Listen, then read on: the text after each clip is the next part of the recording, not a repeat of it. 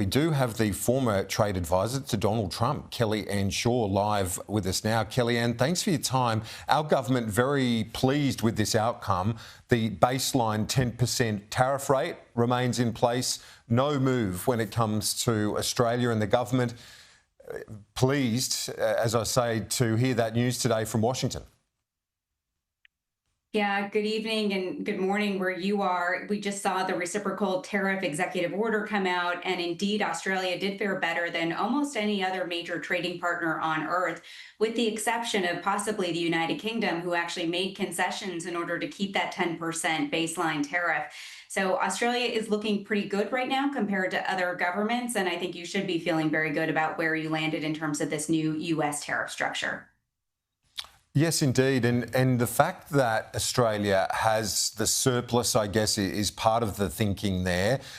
Is there anything else that you can reflect on in terms of the way the Trump administration is making its calls right now? Because we saw another nation, India, cop a 25% tariff hike, and India is one of our partners, as you know, through your work at the G7 and other multilateral groups. India is a big part of Australia's approach to the region through the Quad with the United States and Japan, yet it's copping this increase in tariff, Kellyanne.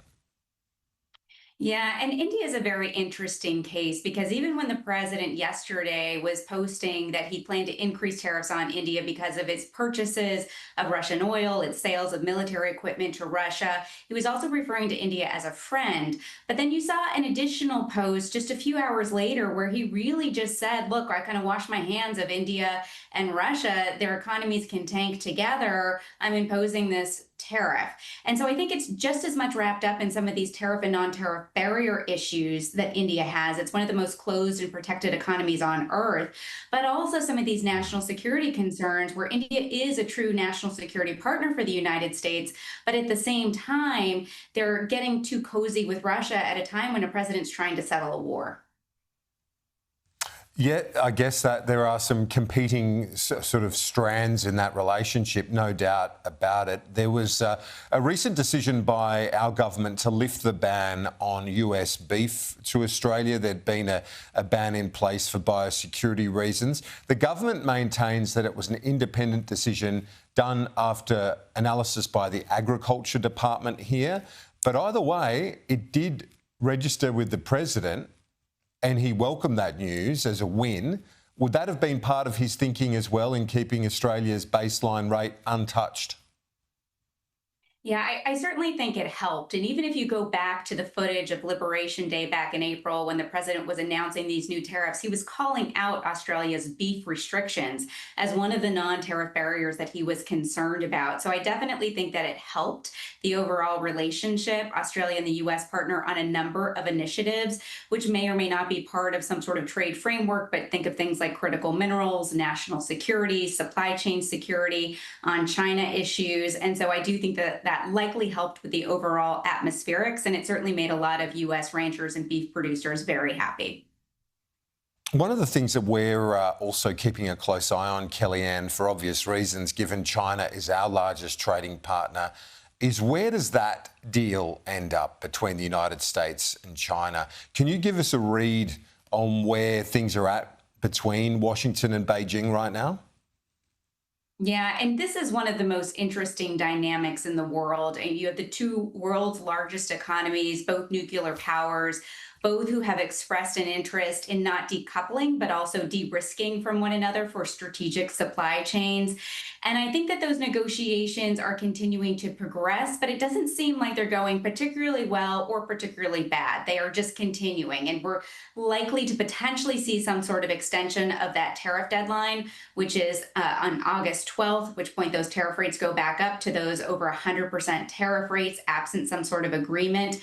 I do think that where the U.S.-China relationship is right now, with somewhere between a 30 to 55% average tariff rate, is likely where it's going to stay for the foreseeable future. I think that the two economies are trying to work together where they can, but they are apart on a number of significant issues like export controls and national security that I think make a broader economic package really challenging.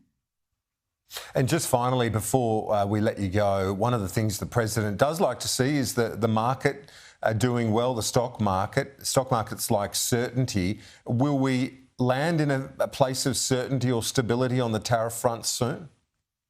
Yeah, I don't think that President Trump's style is to give certainty to any trading partners or the market for the long term.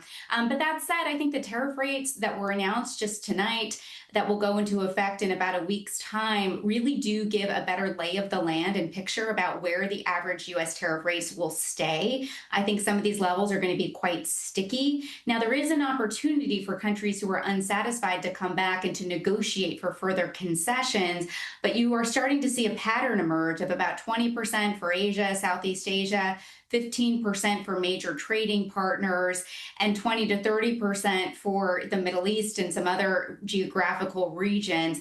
And I think that that pattern is likely to stay for a while. So that should give the market some certainty in terms of planning. And I certainly think it gives importers and companies a lot more certainty in terms of making supply chain decisions.